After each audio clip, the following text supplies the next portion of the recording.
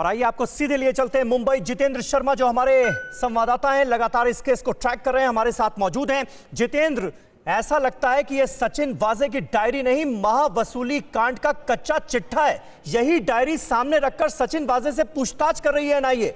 कुछ जानकारियां हाथ लगी हैं?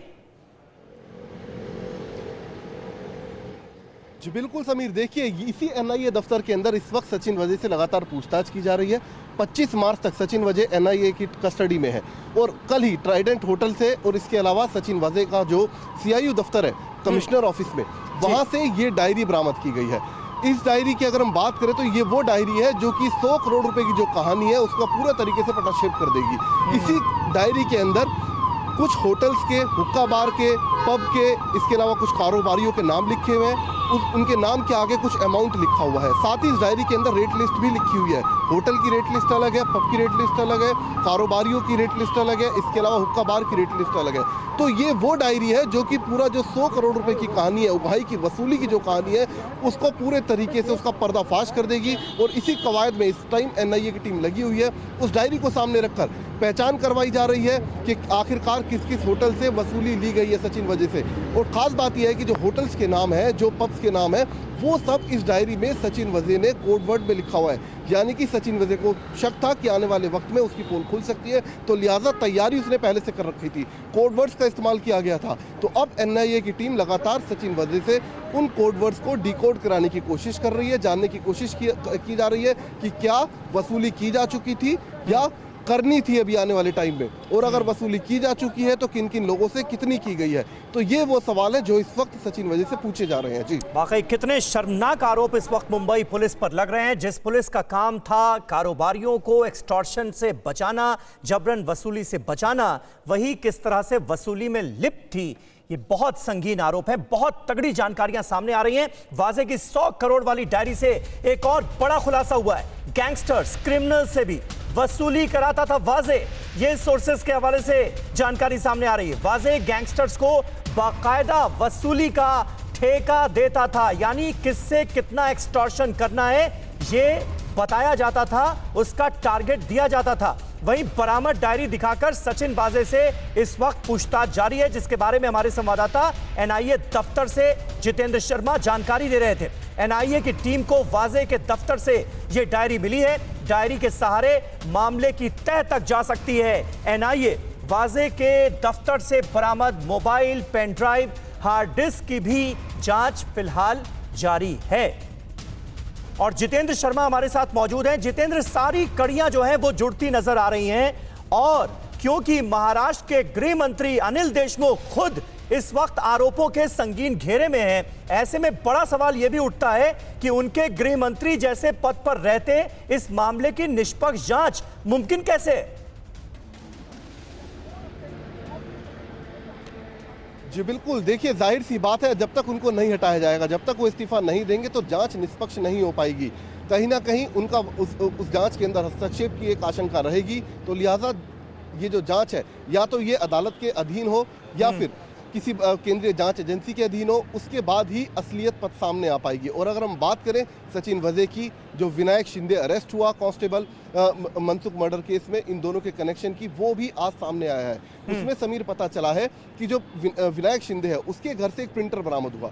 ये वो प्रिंटर था जिसका इस्तेमाल, जो एंटेलिया के पास विस्फोटक से भरी गाड़ी बरामद हुई थी, उसमें जो धमकी भरा लेटर मिला था, वो लेटर दरअसल उसका प्रिंट आउट इसी प्रिंटर से निकाला गया था। ऐसा एनआईए को अब तक शक है, और एनआईए का कहना है कि उसे पुख्ता करने के लिए उस प्रिंटर को फिलहाल फॉरेंसिक लैब भेज दिया गया है। रिपोर्ट आने की इंतजार है। लेकिन इस बीच एनआईए की कोशिश ये भी होगी कि विनायक शिंदे को और नरेश को, जो कि मनसुख हत्याकांड में एटीएस ने जिनको गिरफ्तार किया है, उन दोनों को अपनी कस्टडी में ले और विनायक शिंदे और साथ ही सचिन वाजे को आमने सामने बिठाकर पूछताछ करे। तो पूरी की पूरी कहानी, सारे जो सिरे अब तक नहीं जुड़े हैं, वो तमाम सिरे आपस में जरूर जुड़ जाएंगे। जी बिल्कुल बिल्कुल जितेंद्र, आप बने रहिए हमारे साथ। एनआईए की इन्वेस्टिगेशन जारी है। सचिन वाजे इस वक्त एनआईए दफ्तर के अंदर है, पूछताछ चल रही है इसी डायरी को दिखाकर। और टीवी9 पर सचिन वाजे का फर्जी आधार कार्ड अब हम आपको दिखाने जा रहे हैं। फेक आधार कार्ड लगाकर ट्राइडेंट होटल में रुका था सचिन वाजे। सुशांत सदाशिव खामकर के नाम से रुका था सचिन वाजे ट्राइडेंट होटल में, यानी उसने अपनी पहचान छुपाई थी। अपनी गलत पहचान बताकर ट्राइडेंट होटल में यह शख्स रुका था। अब यह जानकारी भी सामने आ गई है। वो फेक आधार कार्ड भी हम आपको दिखा रहे हैं जिस पे नाम बदला हुआ है। सुशांत सदाशिव खामकर के नाम से सचिन वाजे ट्राइडेंट होटल में क्यों रुका, अब यह भी जांच का विषय है।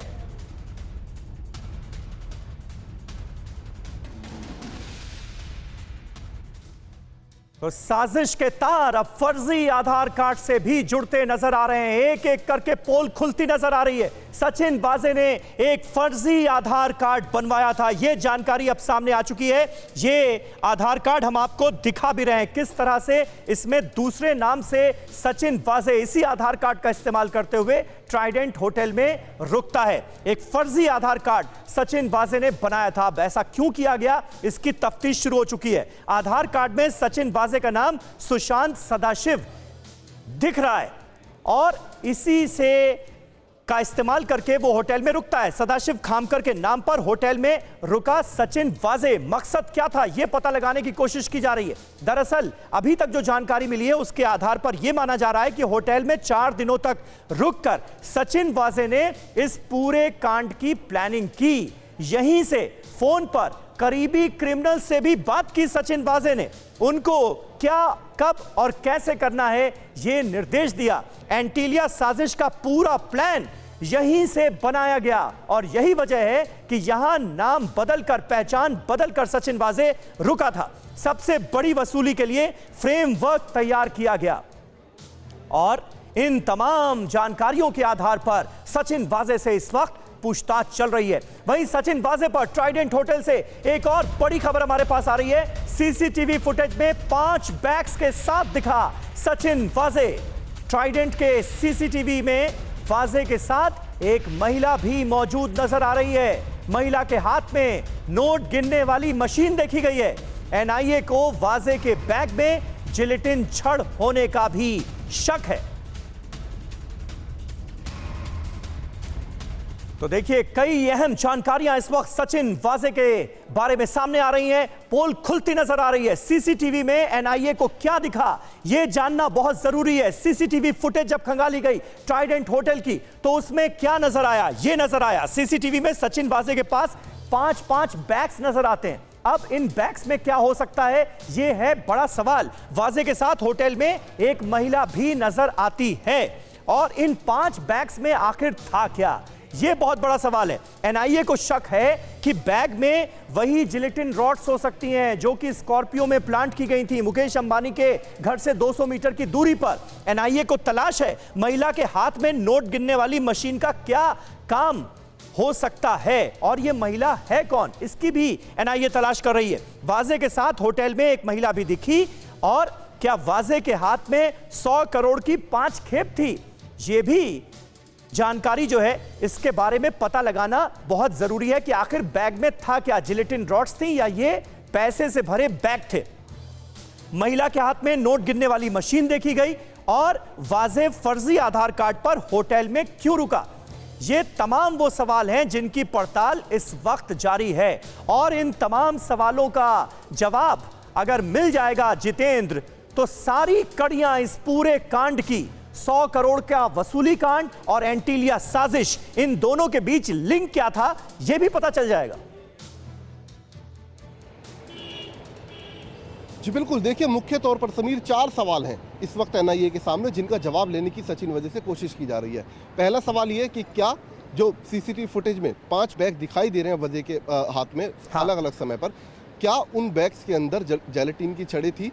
क्या सचिन वजे ने उसी ट्राइडेंट होटल के अंदर वो जेलेटिन की छड़ें अपने साथ रखी हुई थी? इसके अलावा जेलेटिन की छड़ें उसने कहाँ से हासिल की? तीसरा सवाल यह है कि सचिन वजे के साथ जो महिला दिखाई दे रही है उसका इसके साथ क्या रिश्ता है, वो क्यों होटल के अंदर इसके साथ मौजूद थी? जो नोट गिनने की मशीन उस महिला के हाथ में दिखाई दे रही है, क्या होटल के अंदर मोटी रकम थी जिनको गिना जा रहा था, और अगर थी तो ये नोट कहां से आए थे? तो ये वो सवाल हैं जिनका जवाब फिलहाल इन सीसीटीवी फुटेज के आधार पर सचिन वजह से लेने की जांच एजेंसी एनआईए कोशिश कर रही है। जी बिल्कुल, चलिए बहुत बहुत शुक्रिया जितेंद्र शर्मा आपका हमारे साथ जुड़ने के लिए। और जितेंद्र शर्मा हमारे सहयोगी इस वक्त भी एनआईए दफ्तर के बाहर ही मौजूद हैं और वहां से जो भी अपडेट आ रही है सबसे पहले टीवी9 भारतवर्ष आप तक पहुंचा रहा है। न्यूज़ टॉप 9 रोज सुबह 7 बजे और शाम 7 बजे सिर्फ टीवी9 भारतवर्ष पर।